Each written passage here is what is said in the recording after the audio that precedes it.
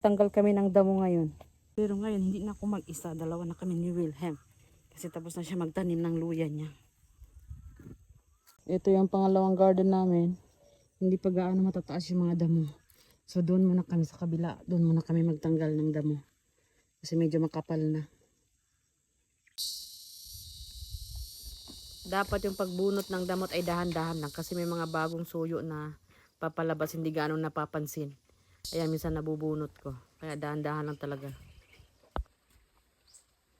Yung mga damo na binunot namin naiipon pa sa gitna. Kaya di pa gaano kita yung mga luya namin. Yan, tataas na. Ayan yung mga luya dito. Nasa magto 2 months na to. Simula nang maitanim. Tanghali na nandito pa rin kami. Kasi nga makulimlim. So maganda magtanggal ng damo. Kasi hindi gaanong mainit.